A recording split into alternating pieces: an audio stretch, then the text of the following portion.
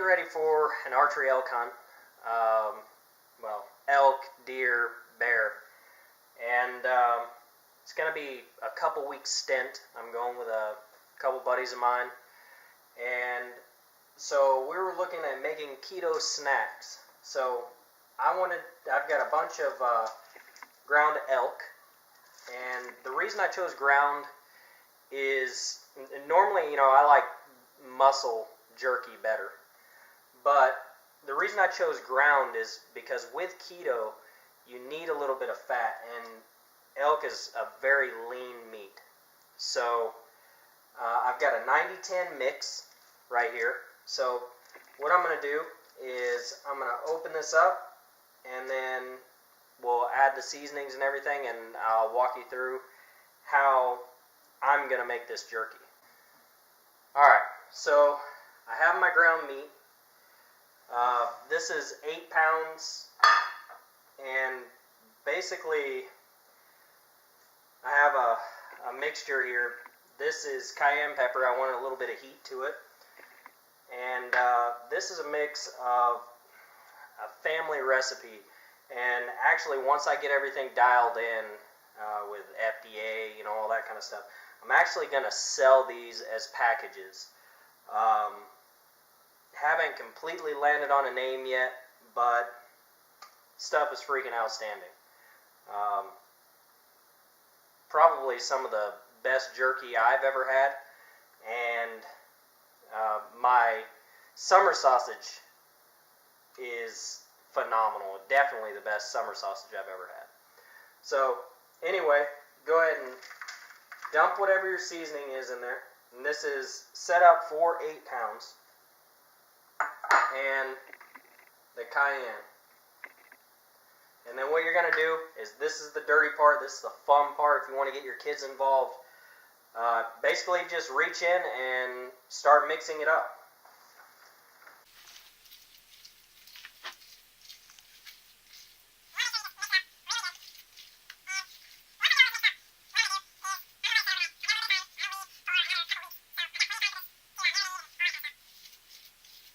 Alright, so I've got everything mixed up really well, and I'm going to cover this up. I'm going to stick it in the refrigerator overnight.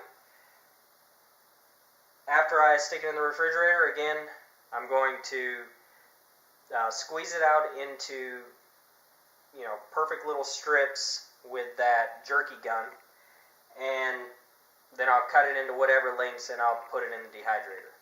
And from then, it's just a waiting game.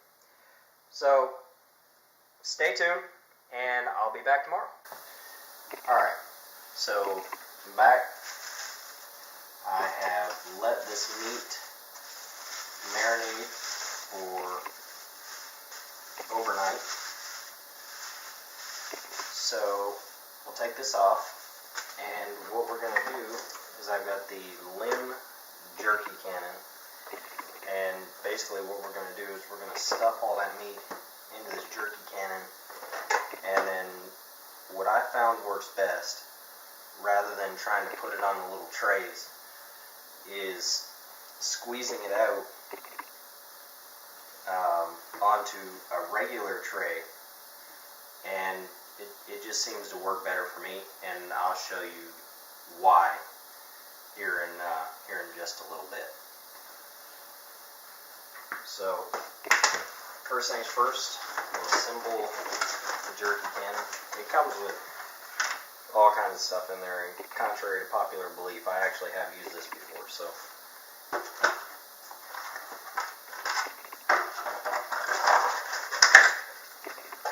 I'm going to use the jerky nozzle. It's got one for little snack sticks as well.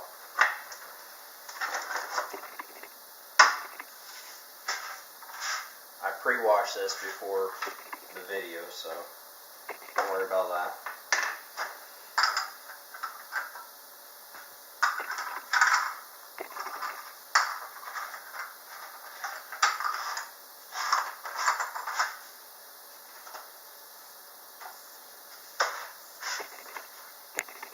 And it works basically like a caulk gun. You push down on this little little button and pull it back.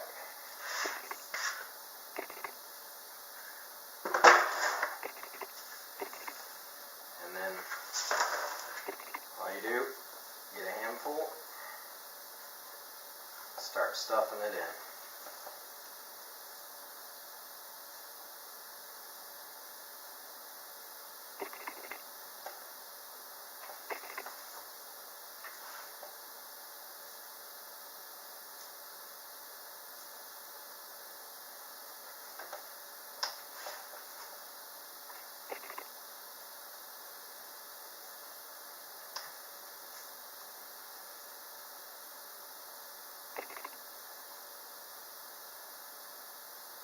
And you want to try and pack it down as much as you can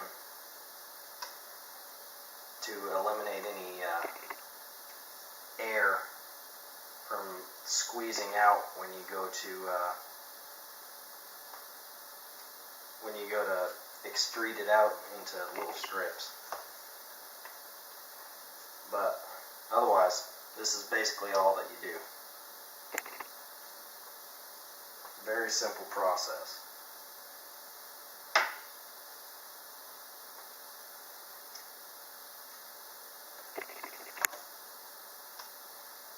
And this 8 pounds, I usually use like the rules of thirds. I didn't really check last time how much I ended up getting out of it, but I think I did, I want to say right around 8 pounds last time, and I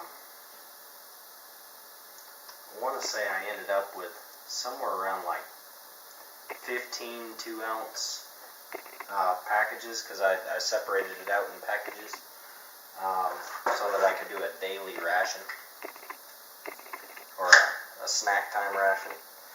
So then you'll just put this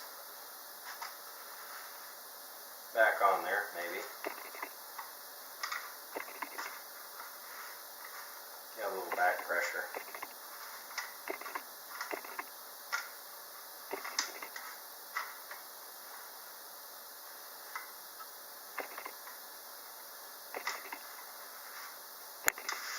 There we go. Alright. Now you can see it's already coming out. I got a little bit of pressure there. So then all you do, takes a little bit of getting used to as far as getting the speed down. But this is why I like the tray. I can push down and in the strip. And I'll bring the camera over here so you can actually see it.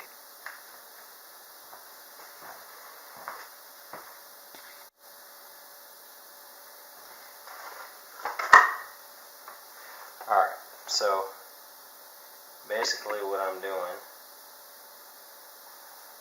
running it out in strips, just like so. And then when I get to the end, I'm basically just pressing down. And usually it breaks off a little bit better. But at first I tried it on the dehydrator trays, doing it that way, and it was a freaking nightmare. Because as you can imagine, the trays are perforated so that airflow can get through there, and you need kind of a solid surface to cut off that strip. Make sure you press this button here on the back to kind of relieve any pressure, because it's going to have a little bit of force going forward.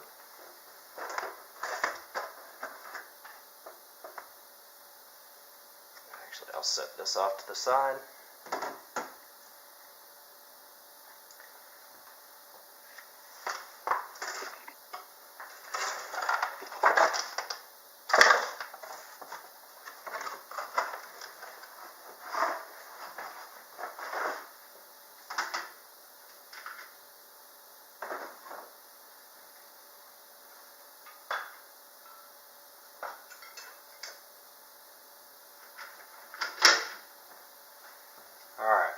So here are my dehydrator trays. I've got a Garden Master dehydrator by Open Country, and I don't remember how many you can stack this up to, but it's quite a bit. So basically what I'm doing is I'm going to create a strip about as long as the handle of this knife. So basically what I'm going to do is cut these in half. And if you wanted to do this before,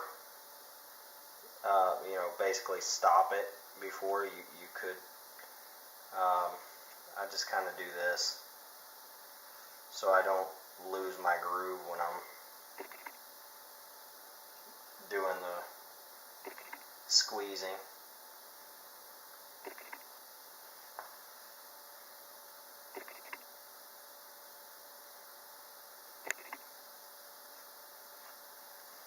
Alright.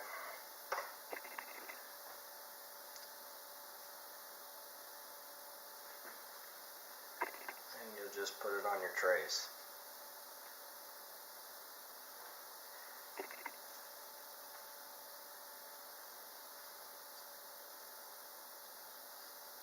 Doesn't matter really if they kind of break apart a little bit. That's fine. At least for me, anyway. I put them in my.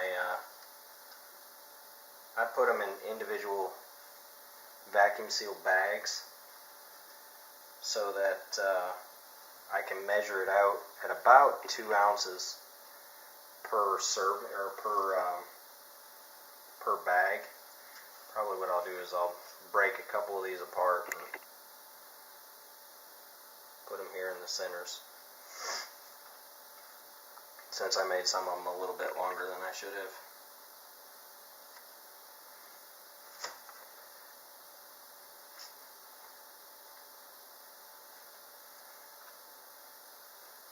But really, that's all there is to it. Pretty easy process. The hardest part is really the cleanup afterwards. And oh, something I was going to mention, the Garden Master, it's a pretty good dehydrator. It works pretty well. The only problem that I've had with it so far is, and maybe I worked it a little bit too hard, but I had to replace the thermistor in it. Just soldered a new one in there. If you're not handy like that, then that sucks because you got to buy a new dehydrator. But the thermistor was $2. I think I bought like 5 of them for $5.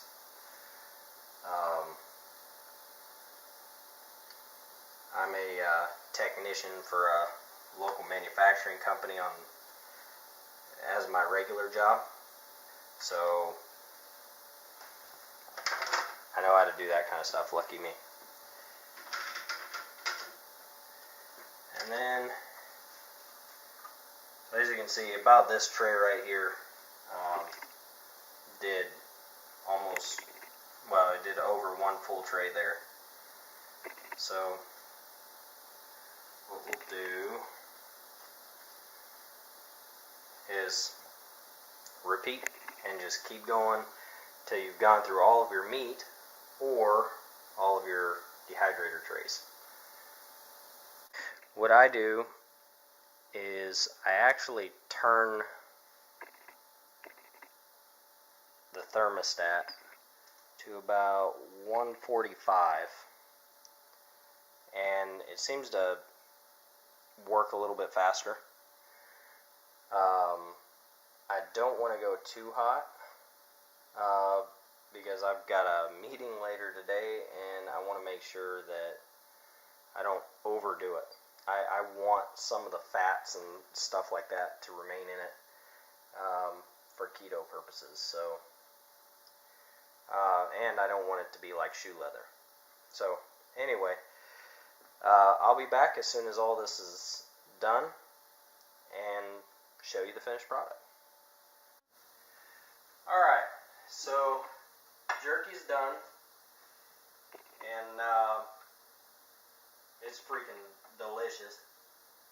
But anyway, what I've done is I separated it out into 2-ounce packages and just vacuum sealed it. I'll show you how I do that real quick. Pretty self-explanatory. I do the 2-ounce packages because really I'm just using this as a snack. So, you know, when I'm out there and stuff like that, I want to make sure that, you know, I've got whatever snack I need and stuff like that. And I like to ration it out by days. Usually I'll have a couple of these on me per day. So then I just take it in here.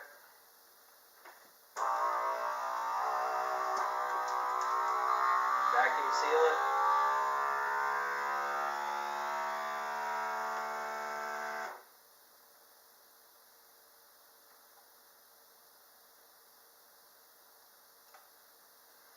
And kind of important to note, I kind of let it rest on this paper towel just to kind of get some of the grease off of it.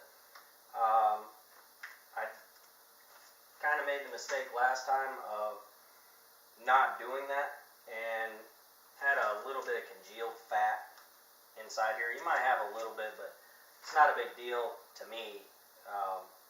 But anyway, so I hope you liked the video. Like and subscribe, and you can follow me on Instagram, Archery Outdoorsman. Also the same handle on Facebook. So again, find me at Archery Outdoorsman on Instagram and Facebook and on YouTube. And like and subscribe. Come visit my website at www.archeryoutdoorsman.com.